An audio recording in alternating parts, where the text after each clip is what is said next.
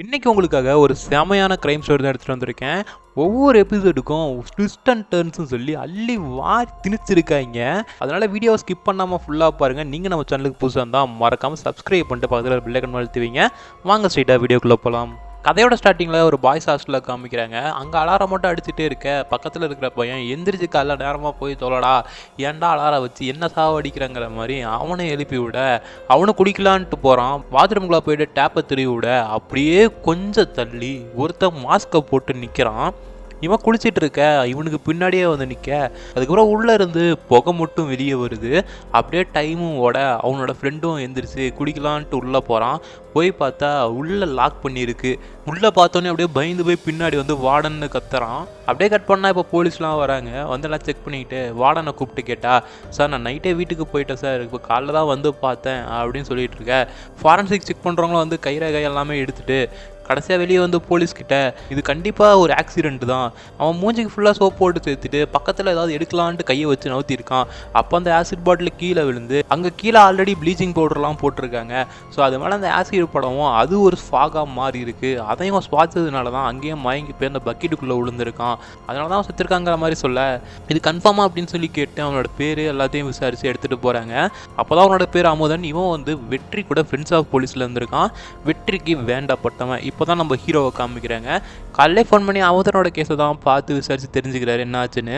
நம்ம ஹீரோவுக்கு மாப்பிள்ளை பார்த்துட்டு இருப்பாங்களாட்டிருக்கு. சரின்னு புரோக்கர் தான் உட்காந்துட்டு இருக்க, இந்தாங்க தம்பி உங்களுக்காக இது வரைக்கும் 6 பொண்ணு பார்த்துட்டேன், இந்த பொண்ணோட வீட்டுக்காரங்க தான் இப்போ பேசுகிறாங்க, எப்போ பார்க்க வரலான்ட்டு, நீங்கள் அவருக்கே கால் பண்ணி தாங்கன்னு ஹீரோ கேட்க இவரும் கால் பண்ணி தராரு. உங்கள் பொண்ணு ஐடியில் வேலை செய்கிறா, ஐடியிலே ஒரு நல்ல மாப்பிள்ளையாக பார்த்து கட்டி வைங்க, அதுதான் நல்லாயிருக்கும்.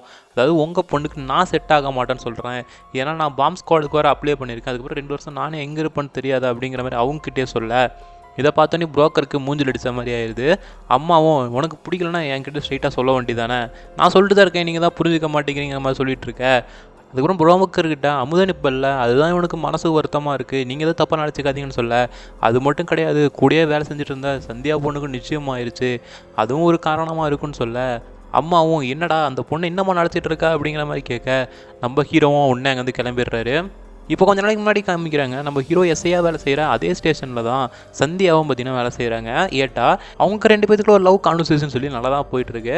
அந்த டைமில் தான் ஒருத்தன் பக்கெட்டை தூக்கிட்டு வர, இங்கே என்னடா பண்ணுற யாரா நீன்னு சொல்லி கேட்க பின்னாடியே வந்தவர், நான் தான் சார் அவனை டாய்லெட் கழுவ சொன்னேன், வண்டியில் ஃபுட்பால் அடிச்சுட்டு இருந்தான்னு சொல்ல ஏன்டா ஃபுட்பால் அடிச்சுட்டு இருக்கேன்னு கேட்டால் காலைல காலேஜுக்கு லேட் ஆயிடுச்சு, இன்றைக்கி தான் கடைசி எக்ஸாமு அப்படிங்கிற மாதிரிலாம் ஒரு ரீசனை சொல்ல இது எல்லாருமே சொல்கிற சாக்கு போக்கு தான். ஏன் காலைல நேரம் வந்துச்சு போக மாட்டேன்னு சொல்லி கேட்டால் காலைல கேட்ரின் வேலைக்கு போகிறேன் சார், நான் வந்து சிவிலுக்கு ப்ரிப்பேர் பண்ணிகிட்ருக்கேன், எனக்கு அங்கே வேலை கொஞ்சம் அதிகங்கனால டைம் ஆயிடுச்சு, அதனால தான் இங்கே வேகமாக வந்தேன்னு சொல்ல சரி நான் வந்துட்டு ஒரு கொஸ்டின் கேட்குறேன், அதுக்கு முன்னாடி நீ கரெக்டாக ஆன்சர் பண்ணிட்டேன்னா நீ இங்கேருந்து போகலான்னு சொல்ல பக்கத்தில் இருந்தவரும் இவன் கரெக்டாக ஆன்சர் சொல்லிட்டு நானே அவனை கொண்டு போய் காலேஜில் விடுறேன்னு சொல்கிறாரு. அவனும் கரெக்டாக ஆன்சரை பண்ணிடுற, இப்போ என்ன கொண்டு போய் விடுறீங்களான்னு சொல்லி கேட்டு அதுக்கப்புறம் அந்த பையனை நீ இதுக்கு மேலே ஃப்ரெண்ட்ஸ் ஆஃப் போலீஸில் சேர்ந்துக்கோ, என் கூட ஆல்ரெடி 2 பேர் இருக்காங்க, உனக்கு மாதம் 5000 ரூபா சம்பளம் எல்லாம் ஓகே தானேன்னு சொல்லி கேட்க அவனும் ஓகேன்னு சொல்லிடுறான். ப்ரெசென்ட்டில் ஹீரோவும் போலீஸ் ஸ்டேஷனுக்கு வர ஒருத்தர் வந்து அமுதனோட அப்பா அம்மா வந்திருக்காங்கன்னு சொல்ல இவரும் போய் எங்கள் ஆறுதல் சொல்லிட்டு உள்ளே போய் டேபிளில் உட்காடுறாரு. அமுதனோட திங்ஸ் எல்லாம் இருக்குது, அவனோட புக்கெல்லாம் ஓப்பன் பண்ணி பார்த்தா அங்கே நம்ம ஹீரோ வெற்றியை பற்றி அமுதன் எழுதி வச்சுருக்கான். இதெல்லாம் பார்த்து ஃபீல் பண்ணிகிட்டு இருக்காரு. அப்போ கரெக்டாக இன்ஸ்பெக்டர் கூப்பிட்டு ஒரு இடத்துல செயினை அவனை அடிச்சுட்டு போயிருக்கான், அங்கே போய் முதல்ல நீங்கள் செக் பண்ணிட்டு என்னன்னு சொல்லி எனக்கு ரிப்போர்ட் பண்ணுங்கள், அப்புறம் நீ பாம்ப் ஸ்குவாடுக்கு அப்ளை பண்ணியிருந்தேன் அதுக்கு பேர் அப்ரூவ் கொடுத்துருக்காங்க, உனக்கான லெட்டரும் வந்துருச்சுன்னு சொல்ல இதெல்லாம் சந்தியாவும் பார்த்தீங்கன்னா பக்கத்தில் நின்று கேட்டுகிட்டே இருக்கா.